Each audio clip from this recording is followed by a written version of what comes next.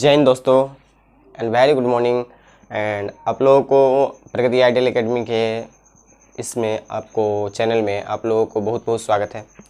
तो आज हम लोग जो है पढ़ेंगे कार्य, ऊर्जा और शक्ति, that means work, energy and power.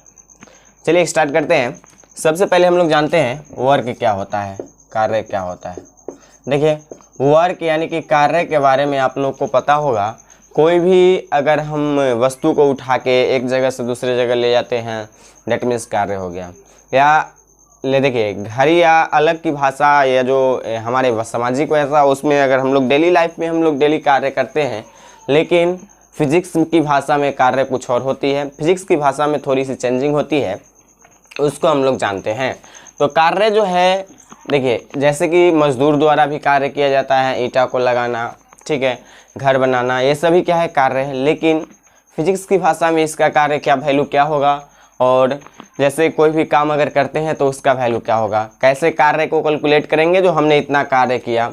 इसको जानने के लिए हमको थोड़ा सा इस पे आना होगा। तो चलिए हम लोग जानते हैं कार्य यानी कि वर्क।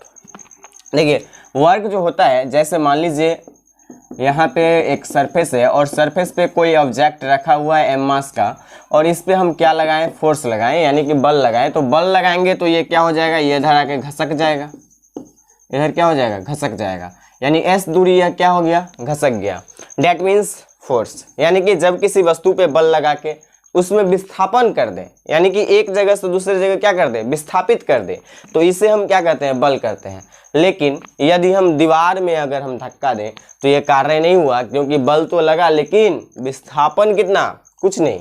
क्योंकि ये देखिए इसका जो फार्मूला होता है इसे तो हम लोग W से प्रदर्शित करते हैं, W से प्रदर्शित किया जाता है।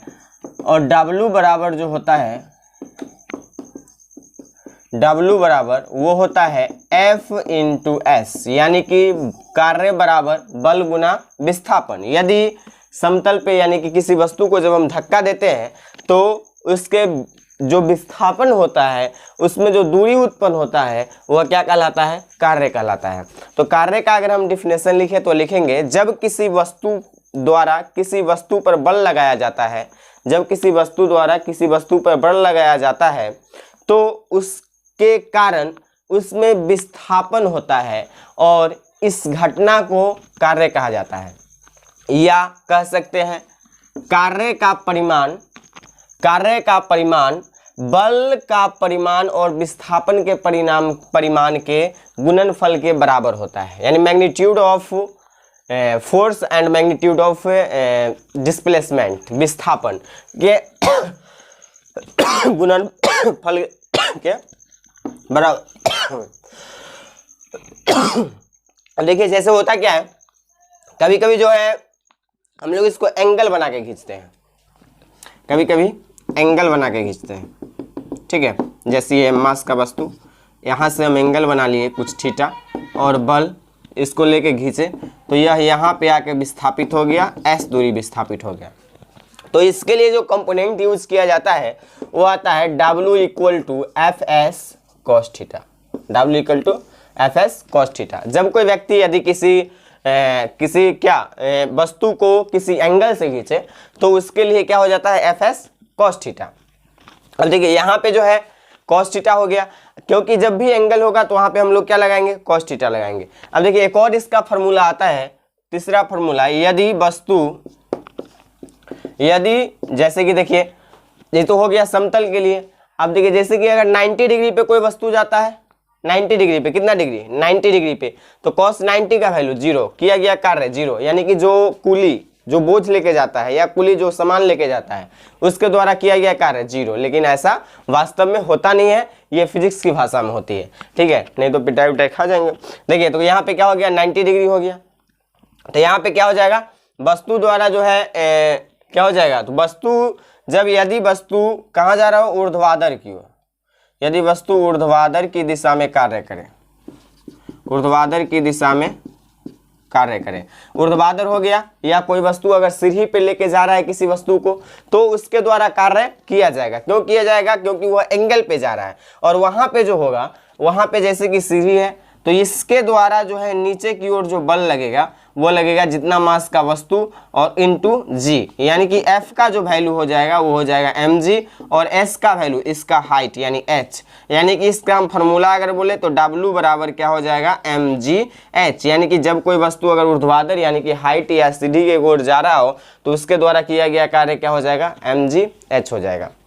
ठीक है, नेक्स्ट जानते हैं इसके प्रॉपर्टी के बारे में, क्या क्या इसमें प्रॉपर्टी है, यानी क्या क्या यह काम करता है। ठीक है, यानी कैसे यह वर्क करता है। तो फर्स्ट जैसे प्रॉपर्टीज ऑफ वर्क,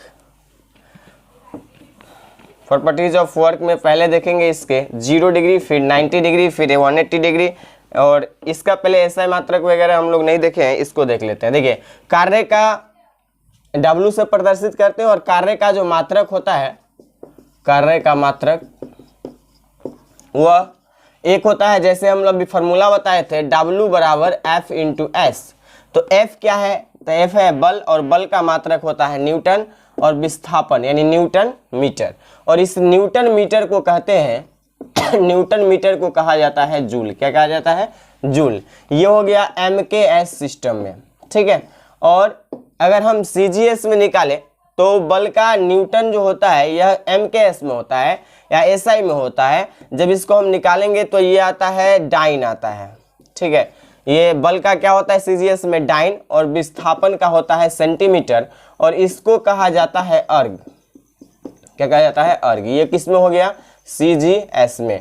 और एक पॉइंट आप लोग याद रखेंगे, एक जूल में जो होता है 10⁻7 अर्ग होता है। एक जूल में 10⁻7 अर्ग, या एक अर्ग में जो होता है 10⁻⁻7 जूल होता है। डैट मीन्स यदि हम 10⁻7 जूल लेंगे तो वह एक जूल के बराबर आएगा।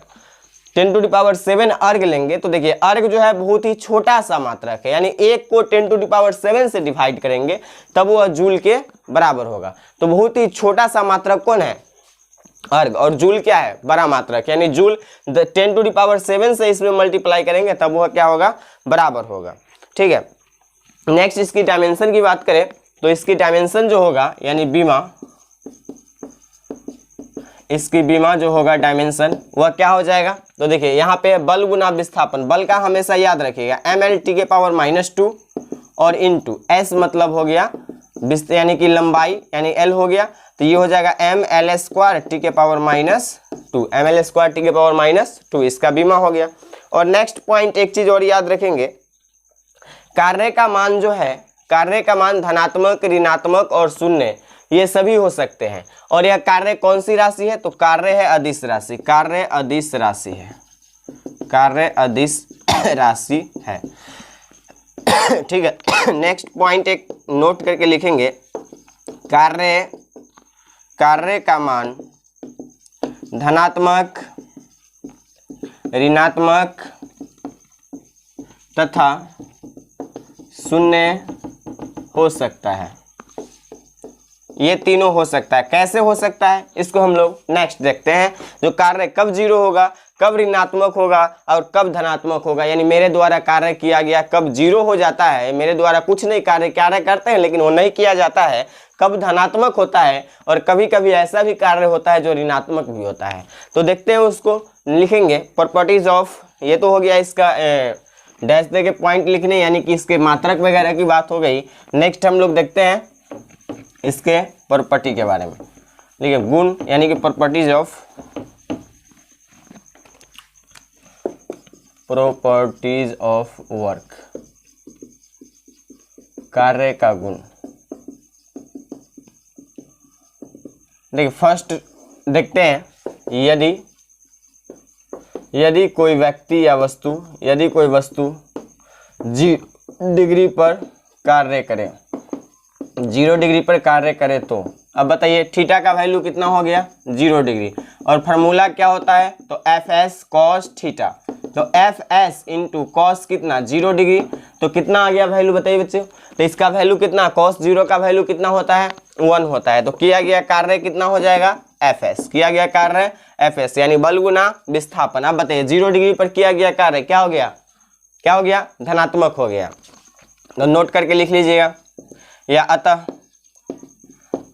0 डिग्री पर या समतल विस्थापन की ओर किया गया कार्य 0 डिग्री पर और विस्थापन की ओर किया गया कार्य, ठीक है, जैसे इधर से हम बल लगा रहे हैं, विस्थापन उधर की ओर, तो उधरे की ओर वस्तु अगर जा रहा है, ठीक है, तो अतः 0 डिग्री पर या विस्थापन की दिशा में किया गया कार्य क्या होता है, धनात्मक होता है। नेक्स्ट देखते हैं, यदि कितना डिग्री पे हो, 90 डिग्री पे, यदि कोई वस्तु 90 डिग्री पर कार्य करे, वर्क करे, तो 90 डिग्री पर जब वर्क करे तो क्या आ जाएगा, W बराबर FS cos थीटा, और W बराबर जो हो जाएगा FS और cos 90 डिग्री, और cos 90 का जो वैल्यू होता है वह 0 होता है। तो टोटल किया गया कार्य कितना, 0।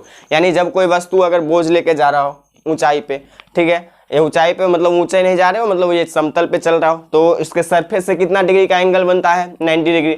तो उसके द्वारा किया गया कार्य कुछ नहीं, शून्य, ठीक है। तो उसको पैसा उसा मत दीजिएगा कार्य नहीं किया तो, ठीक है। लेकिन देखिए, तो कार्य क्या हो गया, 0 हो गया। कब हो गया, जब 90 डिग्री पे हो गया, ठीक है। तो 90 डिग्री पे कार्य क्या होता है, 0। तो याद रखिएगा, जब किसी वस्तु द्वारा 90 डिग्री पे, यानी कि जब सरफेस से वह 90 डिग्री पे हो, सीधा हो, तो उसके द्वारा किया गया कार्य क्या होता है, शून्य होता है। अब देखते हैं 180 डिग्री पे क्या आएगा। यदि कोई वस्तु 180 डिग्री पर कार्य करे, 180 डिग्री पे कार्य करे तो क्या हो जाएगा, तो थीटा का वैल्यू हो गया 180 डिग्री, और ये फार्मूला होता है W = FS cos theta, FS cos theta. तो ये हो जाएगा FS cos 180 डिग्री, यानी 180 का डिग्री होता है, 180 का मान होता है -1 cos का। तो कार्य कितना आ गया, ऋणात्मक। यानी यहाँ पे जो कार्य आया वो क्या आ गया, धनात्मक। ये आ गया शून्य, और ये आ गया क्या आ गया, ऋणात्मक। दैट मीन्स देखिए, कार्य जब किया जाता है तो जब विस्थापन की ओर हो तो धनात्मक, शून्य कब आएगा, तो शून्य जब 90 डिग्री पे हो तो 0 आएगा, या जब कोई वस्तु वृत्तीय पथ पे गति करे, यहाँ पे लिखिएगा, या आगे हम नेक्स्ट पॉइंट में लिखवाएंगे, ठीक है। 90 डिग्री पे क्या हो जाता है, 0। या देखिए, कोई भी वस्तु यदि वृत्तीय कक्ष पे पूरा गति करे, जैसे यहाँ से गया फिर घूम के यहीं पे आ गया, तो यहाँ पे जो विस्थापन हुआ वो कितना हो गया, शून्य। तो यहाँ पे विस्थापन शून्य, तो बल का वैल्यू यानी कि किया गया वर्क कितना हो जाएगा, 0 हो जाएगा, ठीक है। यानी कि कोई वस्तु यदि वृत्तीय पथ पे गति करे, या जिसका विस्थापन का मान कितना आ जाए, 0 आ जाए, विस्थापन का वैल्यू 0 आ जाए, तो वो क्या हो जाएगा, हमेशा उसका वर्क जो हो जाएगा वो हो जाएगा 0। वृत्तीय पथ पे लौट आना या विराम में हो तो किया गया कार्य क्या होगा, 0 होगा। चलिए चौथा लिखिएगा, यदि वस्तु वृत्तीय पथ पे लौट आए, वृत्तीय पथ पर लौट आए, या विराम अवस्था में हो, तो किया गया कार्य, तो W बराबर हो जाएगा FS cos थीटा। यहाँ पे विराम अवस्था, रुका हुआ तो विस्थापन, क्या रुका हुआ तो विस्थापन होगा, नहीं होगा, तो क्या हो जाएगा, F × 0, यानी W = कितना आ जाएगा, 0 आ जाएगा। तो अतः वृत्तीय पथ या विराम अवस्था में किया गया कार्य क्या होता है, शून्य होता है। समझ गए, इसका प्रॉपर्टी के बारे में हम लोगों ने देख लिए। अब नेक्स्ट हम लोग इस पे एक आध दो क्वेश्चन करते हैं, और फिर इसके कुछ पॉइंट्स हैं उसके बारे में जानेंगे। तो चलिए, जैसे कि हम अभी बोले थे, जब कोई सीढ़ी पे लेके जाता है या ऊपर की ओर जब ऊर्ध्वाधर दिशा में जाता है, तो वहां पे हम फार्मूला कौन सा लगाएंगे, mgh, क्योंकि वहां पे जो है गुरुत्वीय बल कार्य करती है, और गुरुत्वीय बल जो होती है वह क्या होता है, mg होता है। mg क्यों होता है, देखिए, m जो होता है वस्तु का मास होता है, और g गुरुत्वीय त्वरण होता है, और g का वैल्यू जो होता है वह हमेशा कांस्टेंट 9.8 होता है, या हम लोग 10 भी ले सकते हैं, ठीक है। तो जब भी ऊपर की ओर जाता है, या हम लोग जैसे मान लीजिए अगर कोई वस्तु अगर मान लीजिए 60 kg का है, तो वह धरती के लिए कितना kg का बोझ है, तो उसके लिए जो बोझ है यानी भार जो है वो होता है mg के बराबर, यानी 60 × 10 यानी कि 600 न्यूटन, यानी इतना के लिए वो क्या है, बोझ है। तो उसी तरह से जब कोई वस्तु ऊपर जाता है तो नीचे से उसके कौन सा बल कार्य करता है, गुरुत्वीय बल, वो किसके बराबर होता है, mg के बराबर होता है, ठीक है।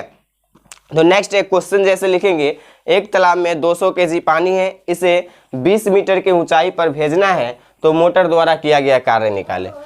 एक तालाब में जो है कितना लीटर पानी है, एक तालाब में 200 kg पानी है, 2000 kg पानी है। एक तालाब में 2000 kg पानी है, उसे उसे 20 मीटर की ऊंचाई भेजने के लिए इसे 20 मीटर की ऊंचाई पर भेजना है, इसे 20 मीटर के ऊंचाई पर भेजना है, यानी एस यानी कि एच जो हो गया वह 20 मीटर हो गया, 20 मीटर की ऊंचाई पर भेजना है। तो किया गया कार्य कितना होगा, तो W बराबर जो होता है वह जब ऊपर भेजा जाता है तो mgh, यानी कि जब उसको 20 मीटर की ऊंचाई से भेजना है पानी को तो कितना कार्य करना पड़ेगा, मोटर द्वारा किया गया कार्य ज्ञात करें। क्वेश्चन लिखेंगे, एक तालाब में 200 kg पानी है, इसे 20 मीटर की ऊंचाई पर भेजना है तो मोटर द्वारा किया गया कार्य क्या होगा, तो ये हो गया 200 इंटू जी का वैल्यू 10 और गुना हाइट का वैल्यू 20, तो आ जाएगा 2 दूनी 4 गुना 10 के पावर 2 और 3 5, ये क्या हो गया जूल, इतना जूल। ठीक है, सेकंड क्वेश्चन लिखेंगे। सेकंड क्वेश्चन, 250 kg का एक महिला 20 सीढ़ी चढ़ती है, 250 kg का एक महिला 20 सीढ़ी चढ़ती है, तो बस वो जो महिला है वो कितना kg, 250 kg, 250 kg का एक महिला कितना सीढ़ी चढ़ती है, तो सीढ़ी चढ़ती है 20। ठीक है, 20 सीढ़ी चढ़ती है, 250 kg की महिला 20 सीढ़ी चढ़ती है, प्रत्येक सीढ़ी का ऊंचाई 10 सेंटीमीटर है, प्रत्येक सीढ़ी का ऊंचाई कितना है, प्रत्येक सीढ़ी का ऊंचाई 10 सेंटीमीटर है, तो महिला द्वारा किया गया कार्य निकाले, तो महिला द्वारा किया गया कार्य, तो W बराबर क्या होता है mgh, सिंपल सी बात। और ये महिला कितना है 250 kg, जी का वैल्यू सभी जगह 10, ठीक है, h का वैल्यू, अब देखिए h का वैल्यू कितना होगा, तो ये तो एक का है 10 सेंटीमीटर और कितना सीढ़ी चाहिए 20, तो कितना हो जाएगा 10 गुना 20, अब बट्टा में आ जाएगा 100, 2 जीरो से ये दोनों जीरो खत्म, ये आ जाएगा 500 और 500 में जब गुना करेंगे तो आ जाएगा 5000। ठीक है, इतना जूल। ठीक है, नेक्स्ट क्वेश्चन जैसे हम बोले, नेक्स्ट क्वेश्चन थर्ड क्वेश्चन, तो आप देखिए ये सब क्वेश्चन, यही सब क्वेश्चन जो है हम लोगों को पूछा जाता है और हम लोग जो है उसमें उलझ जाते हैं, और बहुत ही सिंपल सी क्वेश्चन होती है, आसानी से हम लोग बना सकते हैं। ठीक है, यदि किसी वस्तु पर लगा बल x अक्ष की ओर 5 मीटर विस्थापन उत्पन्न करे, यदि किसी वस्तु पर x अक्ष की ओर, यदि किसी वस्तु पर लगाया गया बल x अक्ष की ओर 5 मीटर विस्थापन उत्पन्न करे, 5 मीटर विस्थापन उत्पन्न करे, बल तो बल 3i कैप, बल 3i cap plus 4j cap plus 2k cap है, बल 3i cap plus 4j cap plus 3k cap Newton लगता है। ठीक है, तो इसके द्वारा किया गया कार्य ज्ञात करें, तो इसके द्वारा किया गया कार्य ज्ञात करें, तो कार्य बराबर जो होता है वो क्या होता है, बल इंटू विस्थापन यानी कि Fs, और यहाँ पे क्या आ जाएगा 3i cap plus 4j cap plus 2k cap, बहुत ही आसान है, और इंटू 5 आई कैप होगा क्योंकि x अक्ष की ओर है ना, तो आई कैप हम लगा सकते हैं, तो यहाँ पे क्या आ जाएगा, देखिए हमेशा याद रखिएगा जब डॉट प्रोडक्ट होता है ना तो वहाँ पे जो है हम लोग आसानी से जो है जो आई के साथ आई कंपोनेंट, बाकी बात जे और के ये शून्य हो जाता है, इसलिए क्योंकि वो 90 डिग्री पे हो जाता है, 90 डिग्री cos 90 का वैल्यू हम लोग जानते हैं 0 हो जाता है, तो ये कितना हो जाएगा 15 जूल, कितना हो जाएगा 15 जूल हो जाता है। ठीक है, नेक्स्ट एक और क्वेश्चन हम लोग कर लेते हैं, उसके बाद हम लोग नेक्स्ट टॉपिक पे चलेंगे, और ये सब क्वेश्चन बहुत ही वीवीआई है और बहुत ही आसान ही है। ठीक है, इसमें कोई भी दिक्कत नहीं, आसानी से हम लोग बना सकते हैं। ठीक है, जस्ट देखिए चौथा क्वेश्चन, चौथा क्वेश्चन लिखेंगे, यदि ट्रॉली को एक केबल द्वारा पहाड़ के चोटी की ओर एक ट्रॉली को एक केबल द्वारा पहाड़ की चोटी की ओर 4 गुना 10 के पावर 3 न्यूटन का बल लगाकर 4 गुना 10 के पावर 3 न्यूटन का बल लगाकर 5 मीटर पर सेकेंड की वेग से खींचा जाता है, 5 मीटर पर सेकेंड की वेग से खींचा जाता है, ट्रॉली को पहाड़ की चोटी पर पहुंचने में 5 मिनट लगता है, तो इससे कितना कार्य करना होगा, तो इससे कितना कार्य करना होगा, यानी कि केबल द्वारा पहाड़ की चोटी की ओर 4 गुना 10 के पावर 3 न्यूटन का बल लगाकर, यानी उतना कितना का बल लगा के खींचता है, तो ट्रॉली के खींचा जाता है 4 गुना 10 के पावर 3 न्यूटन का बल लगा के जो है उस ट्रॉली को खींचा जाता है। ठीक है, और ट्रॉली को जब खींचता है तो वह जो खींचता है वह 5 मीटर पर सेकेंड से खींचता है, 5 मीटर पर सेकेंड से उसको खींचता है। ठीक है, और उसके द्वारा जो टोटल टाइम लगता है वह लगता है 5 मिनट। अब निकालना है जो इसके द्वारा किया गया कार्य, तो हम लोग सिंपलेस्ट एक ही फार्मूला जानते हैं, W बराबर Fs, कार्य बराबर बल गुना विस्थापन, क्योंकि एंगल है नहीं यहाँ पे, ठीक है, तो बल गुना विस्थापन हो गया। अब बताइए बल का वैल्यू तो दिया हुआ है, एस का वैल्यू हमको पता नहीं है यानी विस्थापन का, तो एक हम लोग फार्मूला जानते हैं, विस्थापन बराबर यानी कि वेग यानी कि चाल बराबर जो होता है या वेग बराबर जो होता है वह विस्थापन बट्टा समय होता है। ये आप लोग पढ़े हैं बचपन से ही, ठीक है। तो विस्थापन बराबर क्या हो जाता है, तो विस्थापन बराबर हो जाता है वेग गुना समय। अब बताइए विस्थापन कितना निकलेगा, वेग हो गया 5 और गुना में ये कितना हो गया 5 मिनट, इसको बदल लीजिए किस में, सेकेंड में। तो ये कितना हो जाएगा 6 पंचे 30 यानी कि 300 मीटर, 300 मीटर, 300 हाँ मीटर आ गया, ठीक है 300 मीटर आ गया। तो अब यहाँ से तो हम आसानी से निकाल सकते हैं ना, 4 गुना 10 के पावर 3 गुना 300, तो ये हो जाएगा 4 4 3 12 गुना 10 के पावर 5 क्या हो जाएगा, जूल हो जाएगा, ठीक है। आई होप समझ गए होंगे ये सब। अब हम लोग नेक्स्ट जो है एक इसके नेक्स्ट पॉइंट यानी नोटेड पॉइंट को कुछ जान लेते हैं, जो कि कभी कभी जो है कंफ्यूज कर देता है हम लोगों को, ठीक है। लेकिन बहुत ही आसान है ये फिजिक्स की, अगर आप लोग फार्मूला समझ गए बाकी बात सारा चीज़ आसान है, बाकी बस कुछ नहीं करना है, बस फार्मूला के अकॉर्डिंग ही सारा चीज़ यानी कि हू बहू यानी कि पूरा फार्मूले पे ही बेस्ट रहता है। अगर चाहें तो ऐसी को तैसी फिजिक्स यानी कि कर सकते हैं, केवल फार्मूला उसको याद करके रखिएगा, ठीक है। बाकी बात सभी हम पे छोड़ दीजिएगा, डिपेंड रहेगा, ठीक है, वो सारा हो जाता है। देखिए तो नोटेड करके जैसे पॉइंट लिखेंगे, स्प्रिंग बल यानी स्प्रिंग द्वारा किया गया कार्य, स्प्रिंग द्वारा किया गया कार्य। अब बताइए स्प्रिंग द्वारा किया गया कार्य क्या होगा, तो देखिए इसमें लिखिएगा आप लोग पहले स्प्रिंग द्वारा उत्पन्न बल उसमें हुए प्रसार के समानुपाती होता है, यानी कि हम लोग को पढ़ना है, अगले जब पढ़ेंगे हम स्प्रिंग तो वहाँ पे बताएंगे स्प्रिंग में जो उत्पन्न, जैसे स्प्रिंग को हम लोग क्या करते हैं खींचते हैं तो उसमें कुछ विस्थापन होता है, जैसे यह एक स्प्रिंग है, ठीक है, और इस स्प्रिंग को बल लगा के जब हम इसको खींचे तो खींचने के बाद जो है यह x दूरी बढ़ गया, तो इसको बोलते हैं प्रसार। बढ़ जाना क्या कहलाता है, प्रसार कहलाता है। इसको F बल लगाएं और F बल लगा के जो है इधर की ओर खींचे, तो खींचने के बाद x प्रसार हुआ। तो ये बल और विस्थापन यानी बल और प्रसार दोनों एक दूसरे का क्या होता है, समानुपाती होता है।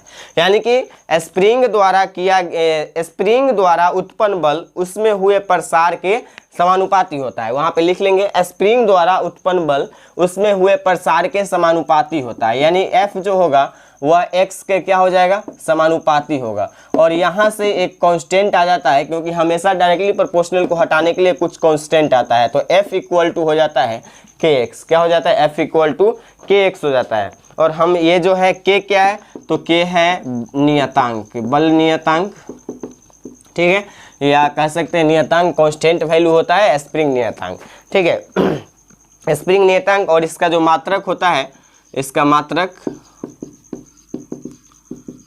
वो होता है न्यूटन पर मीटर। न्यूटन देखिए के बराबर F बट्टा x हो जाएगा, तो क्या हो जाएगा न्यूटन पर मीटर, ठीक है, इसको याद रखिएगा। तो किया गया कार्य क्या आ जाएगा, तो आसान है, किया गया कार्य क्या आ जाएगा, तो W बराबर क्या होता है, W बराबर होता है F इंटू डी एक्स, इसका कर लेंगे इंटीग्रेशन, W बराबर F इंटू डी एक्स, इसका इंटीग्रेशन कर लेंगे 0 से x तक, ठीक है। तो W बराबर जो हो जाएगा वह क्या हो जाएगा, F तो कांस्टेंट, ठीक है, इसका ये पूरा वैल्यू पहले रखिए, इसका F का वैल्यू कितना है, kx है, F का वैल्यू स्प्रिंग बल के लिए kx इंटू डी एक्स, के क्या है, के कांस्टेंट वैल्यू है, तो के निकल जाएगा बाहर, 0 से x तक करेंगे इंटीग्रेशन किसका, x इंटू डी एक्स का। और याद रखिएगा इंटीग्रेशन ऑफ x के पावर n जो होता है x के पावर 1 + 1 इंटू 1 + 1 होता है, तो यहाँ x के पावर 1 है, तो इसका इंटीग्रेशन जो होगा वो हो जाएगा k इंटू x के पावर 2 और बट्टा में 2, यानी W बराबर क्या आ गया, 1/2 kx स्क्वायर, यानी स्प्रिंग द्वारा किया गया कार्य क्या आ गया, तो 1/2 kx स्क्वायर, ठीक है। तो याद रखिएगा जब किसी स्प्रिंग को खींचा जाए तो उसके द्वारा जब वर्क निकालना हो, यानी हमने कितना कार्य किया स्प्रिंग को खींच के, तो उससे हम लोग निकाल सकते हैं किसके द्वारा, तो प्रसार के द्वारा, यानी W जो होता है वह समानुपाती होता है किसके, x के, यानी वह डिपेंड किस पे करता है, x पे, जो उसमें कितना प्रसार हुआ, कितना खिंचाव हुआ, ठीक है। नेक्स्ट सेकेंड पॉइंट लिखेंगे, सेकेंड पॉइंट में हम बता दें, ये तो हम लोग mgh का फॉर्मूला जान चुके हैं, एक और जैसे कि परिवर्ती बल द्वारा द्विविमीय में किया गया कार्य। कभी कभी होता है ऐसा है ना, द्विविमीय यानी कि दो दिशा में कार्य किया जाता है, एक्स की ओर वाई की ओर, दोनों की ओर एक साथ कार्य किया जाता है। तो वहाँ पे हम लोग कौन सा फॉर्मूला अपनाएंगे? तो उसके लिए जो आता है, सॉरी सेकेंड पॉइंट, द्विविमीय में किया गया कार्य परिवर्ती बल के कारण,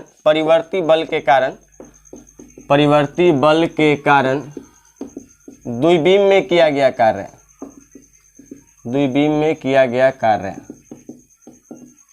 परिवर्ती बल के कारण द्विविम में किया गया कार्य।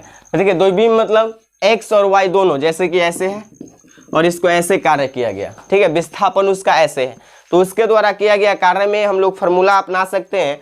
क्या अपना सकते हैं? तो जैसे उसमें एक्स हमेशा जब इसको हम वेक्टर फॉर्म में जब लिखेंगे तो एक्स एक्स को आई कैप से लिखते हैं और वाई एक्सिस को जे कैप से और जेड एक्सिस को के कैप से। तो हम लोग यहाँ पे दो विमीय कर रहे हैं, तीन विमीय हो तो तीन विमीय भी कर सकते हैं। तो दो विमीय बता देते हैं, बाकी बात आप लोग खुद ही कर लीजिएगा। जैसे अगर हम बल का मान बोले तो बल का मान जो हो जाएगा वो क्या हो जाएगा? तो बल बराबर हो जाएगा एफ एक्स की ओर यानी कि आई कैप प्लस एफ वाई की ओर जे कैप, ठीक है। वाई लिखे ना लिखे आई कैप जे कैप भी हम लोग लिख सकते हैं, कोई दिक्कत नहीं है। और विस्थापन जो होगा एक्स एक्स की ओर आई कैप और वाई की ओर जे कैप, और इसका निकाल लेते हैं हम लोग फॉर्मूला। तो W बराबर F into D x, integration इसलिए कर रहे हैं क्योंकि अलग अलग वैल्यू होगा इसका, ठीक है। तो ये कर लेते हैं ए से बी तक, कहाँ से कहाँ तक? ए से बी तक। आप देखिए एफ का वैल्यू ये है और एस का वैल्यू ये है, यहाँ पे कर देंगे पुट, एफ का वैल्यू कितना है और एक्स का वैल्यू कितना है, यानी डी एक्स का वैल्यू कितना है। तो देखिए एफ का वैल्यू और डी एक्स दोनों का वैल्यू पुट कर देंगे तो ये हो गया F x I cap plus F Y J cap और into S x I cap plus S Y J cap, ठीक है। जब इसको हम लोग करेंगे तो क्या आ जाएगा? तो आ जाएगा इंटीग्रेशन ऑफ ए से बी तक, पहले इसका कर लेते हैं मल्टीप्लाई, उसके बाद हम लोग इसको करेंगे। तो F X into D X हो जाएगा, F X into D X, I cap zero, I cap में आई कैप को गुना करेंगे, ठीक है, और जे कैप में जे कैप के प्लस जे कैप में जे कैप को करेंगे तो कितना आ जाएगा? F Y into D Y लिख सकते हैं। तो ये इसका क्या आ गया?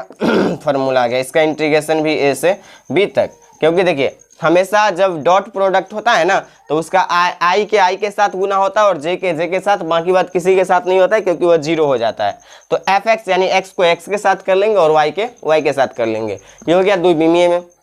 और नेक्स्ट एक पढ़ेंगे कार्य ऊर्जा प्रमेय। नेक्स्ट जो एक टॉपिक छोटा सा है कार्य ऊर्जा प्रमेय, और उसके बाद अगले लेक्चर में हम लोग पढ़ेंगे ऊर्जा के बारे में, और ऊर्जा पढ़ने के बाद फिर शक्ति, और उसके बाद यानी कि पावर पढ़ने के बाद एक न्यूमेरिकल टॉपिक्स आएगी जिसे हम लोग जानेंगे। तो सबसे पहले हम लोग लिखेंगे कार्य ऊर्जा प्रमेय। देखिए ये जो है यानी कि हर एक चीज आपको बताया जाएगा, कुछ भी छोड़ा नहीं जाएगा, एक भी पॉइंट्स। एक बात आप ध्यान रखिएगा, वर्क एनर्जी थ्योरम,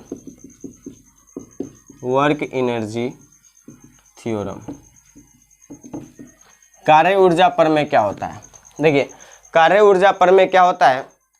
तो कुल बल द्वारा किया गया कार्य गतिज ऊर्जा में परिवर्तन के बराबर होता है। यानी कि जब किसी वस्तु पे हम बल लगाते हैं तो बल द्वारा किया गया कार्य जो होता है गतिज ऊर्जा में, जैसे कि वो जब बल लगाते हैं तो एक जगह से दूसरे जगह क्या हो जाता है? विस्थापित हो जाता है, घिंचाता है। तो वह जो किया गया कार्य जो होता है गतिज ऊर्जा के समानुपाती होता है। किया गया कार्य किसके बराबर होता है? किसी वस्तु पे जब हम बल लगाते हैं तो वह गतिज ऊर्जा में परिवर्तन के बराबर आता है।